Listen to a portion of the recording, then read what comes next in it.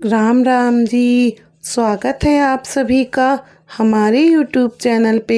आशा करती हूँ आप सभी कुशलमय व मंगलमय होंगे।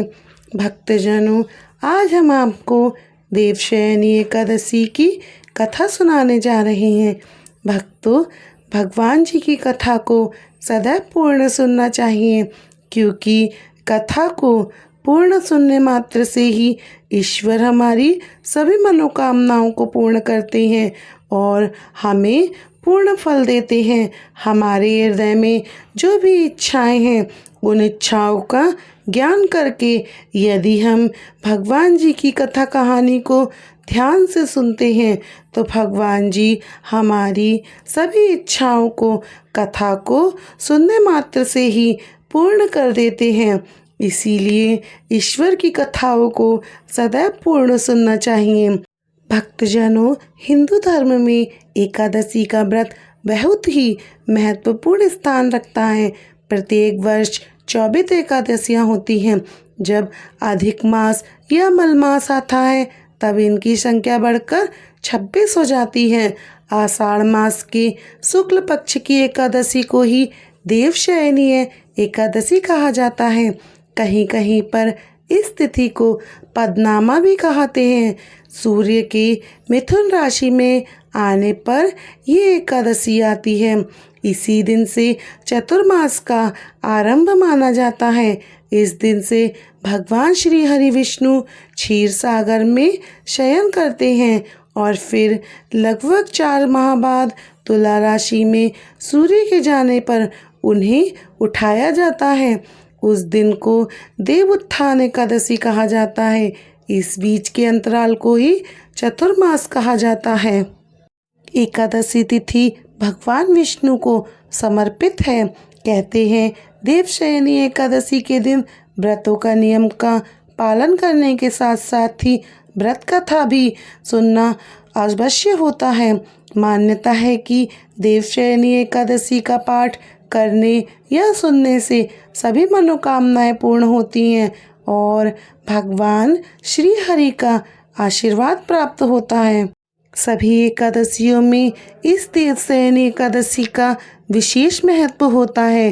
देवशयनी एकादशी भगवान विष्णु के विश्राम का समय है। धर्म ग्रंथ और पुराणों के अनुसार देवशयनी एकादशी तिथि से भगवान विष्णु 4 महीने के लिए क्षीर सागर में शयन करने के लिए चले जाते हैं। इस कारण से हरिशयनी या देवशयनी एकादशी के नाम से जाना जाता है। इस तिथि से ही चतुर्मास का आरंभ हो जाता है, जिसमें 4 महीनों के लिए किसी भी तरह का शुभ कार्यक्रम, विवाह संस्कार, मांगलिक कार्य और धार्मिक अनुष्ठान करना वर्जित होता है। भक्तजनों, अब हम आपको देवशयनी एकादशी की पौराणिक कथा सुनाने जा रहे हैं। कथा इस प्रकार है। धर्मराज युधिष्ठिर ने कहा, हे केशव, आषाढ़ शुक्ल एकादशी का क्या नाम है? इसके व्रत के क्या विधि है और किस देवता का पूजन किया जाता है? तभी श्री कृष्ण कहने लगे, हे युधिष्ठिर, जिस कथा को ब्रह्मा जी ने नारद जी से कहा था वही मैं तुमसे कहता हूँ। एक समय नारद जी ने ब्रह्मा जी से यही प्रश्न किया था। तब ब्रह्मा जी ने उत्तर दिया था, हे नारद, तुमने कलयुग जीवों के उद्धार के लिए बहुत ही उत्तम प्रश्न किया है, क्योंकि देवशयनी एकादशी का व्रत सब व्रतों में उत्तम है। इस व्रत से समस्त पाप नष्ट हो जाते हैं और जो मनुष्य इस व्रत को नहीं करते वे नरकगामी होते हैं। इस व्रत को करने से भगवान विष्णु प्रसन्न होते हैं। इस एकादशी का नाम पद्मा है। अतः मैं तुमसे एक पौराणिक कथा सुनाता हूँ, तुम मन लगाकर सुनो। सूर्यवंश में मांधाता नामक एक चक्रवर्ती राजा हुआ करते थे, जो सत्यवादी और महान प्रतापी थे। वह अपनी प्रजा का पुत्र की भांति पालन किया करते थे। उनकी सारी प्रजा धन धान्य से भरपूर सुखी थी। उनके राज्य में कभी भी अकाल नहीं पड़ा, परंतु एक समय उस राजा के राज्य में 3 वर्ष तक वर्षा नहीं हुई और अकाल पड़ गया। प्रजा अन्न की कमी के कारण अत्यंत दुखी हो गई। अन्न के न होने से राज्य में यज्ञ आदि भी बंद हो गए। एक दिन प्रजा राजा के पास जाकर कहने लगी, हे राजन, सारी प्रजा त्राहि त्राहि पुकार रही है, क्योंकि समस्त विश्व की दृष्टि से वर्षा नहीं हो रही है। वर्षा के प्रभाव में अकाल पड़ गया और अकाल से प्रजा मर रही है।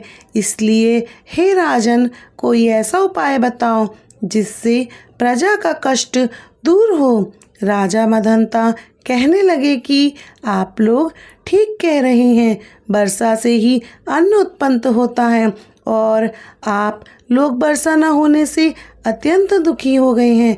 मैं आप लोगों के दुखों को समझता हूँ।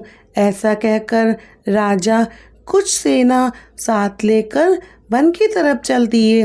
वह अनेक ऋषियों के आश्रम में भ्रमण करते हुए अंत में ब्रह्मा जी के पुत्र अंगिरा ऋषि के आश्रम में पहुँचे। वहाँ राजा ने घोड़े से उतरकर ऋषि को प्रणाम किया और मुनि ने राजा को आशीर्वाद देकर कुशल क्षेम के पश्चात उनसे आश्रम में आने का कारण पूछा। राजा ने हाथ जोड़कर विनती भाव से कहा, हे भगवान, सब प्रकार से धर्म पालन करने पर भी मेरे राज्य में अकाल पड़ गया है। इससे प्रजा अत्यंत दुखी है। राजा के पापों के प्रभाव से ही प्रजा को कष्ट होता है। ऐसा शास्त्रों में कहा गया है। जब मैं धर्मानुसार राज्य करता हूँ तो मेरे राज्य में अकाल कैसे पड़ गया? इसके क्या कारण हैं? कृपया करके मुझे बताइए, क्योंकि मुझे अभी तक इसका पता नहीं चल सका। अब मैं आपके पास इसी संदेह को निवृत्त करने के लिए आया हूँ। कृपया करके मेरे इस संदेह को दूर कीजिए। साथ ही प्रजा के कष्टों को दूर करने का कोई उपाय बताएं। इतनी बात सुनकर ऋषि कहने लगे, हे राजन, यह सतयुग है, सब युगों में उत्तम है। इसमें धर्म को चारों ओर चरण सम्मिलित हैं, अर्थात युग में धर्म की सबसे अधिक उन्नति है। लोग ब्रह्मा की उपासना करते हैं और केवल ब्राह्मणों को ही वेद पढ़ने का अधिकार है।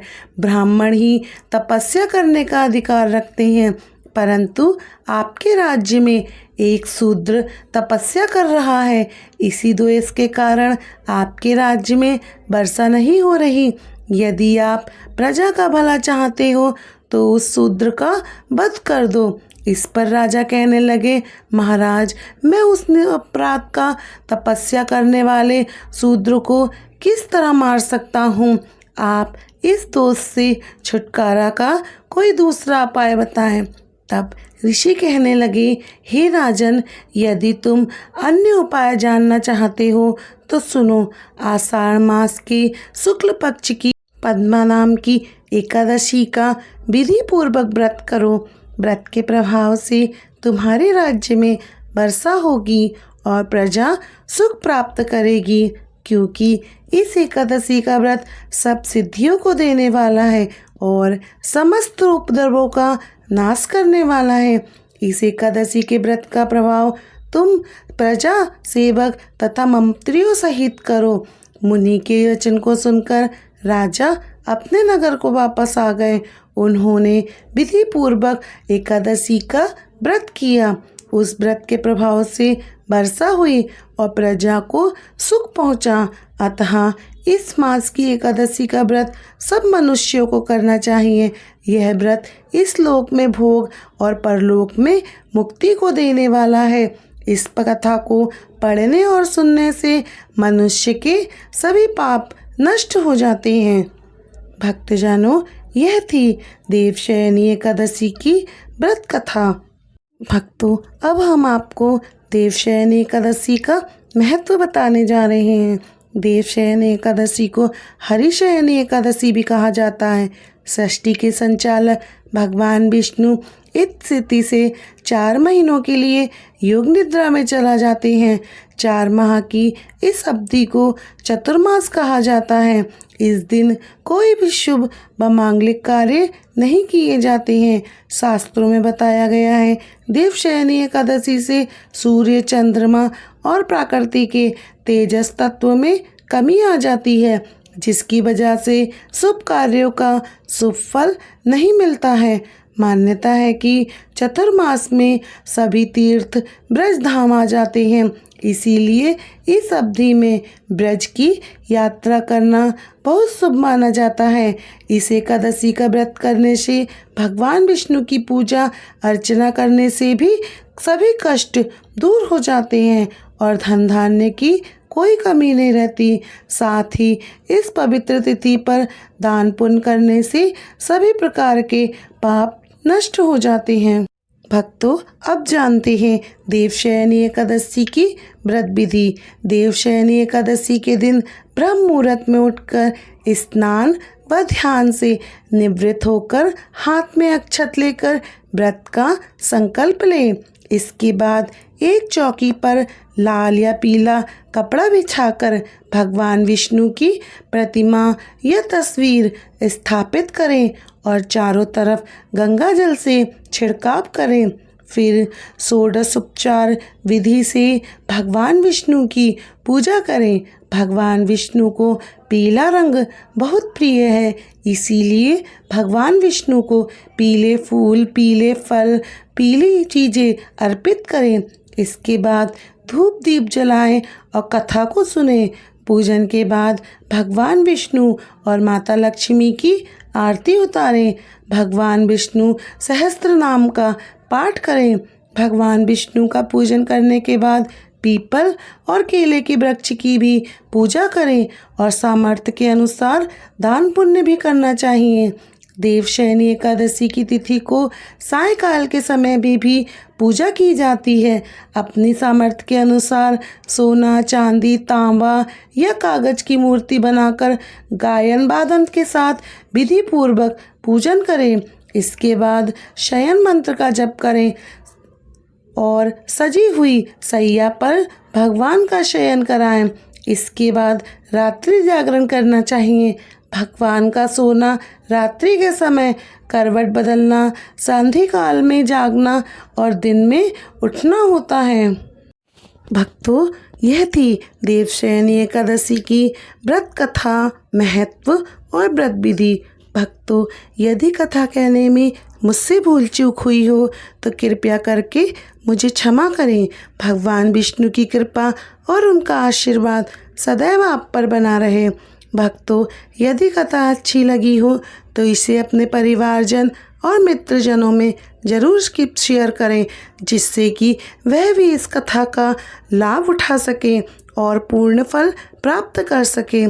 भक्तजनों, यदि अभी तक आपने हमारे YouTube चैनल को सब्सक्राइब नहीं किया है तो हमारे YouTube चैनल को सब्सक्राइब करें और बेल आइकन बटन को दबा दें, जिससे कि हमारी आने वाली सभी वीडियो की नोटिफिकेशन आप तक पहुंच जाए। आपका और हमारा रिश्ता यूं ही बना रहे। भक्तजनों, कथा अच्छी लगी हो तो कमेंट बॉक्स में जय श्री राम जरूर लिखें, क्योंकि राम का नाम सारे बंधनों को काटता है, सारे दुखों को निवारण करता है।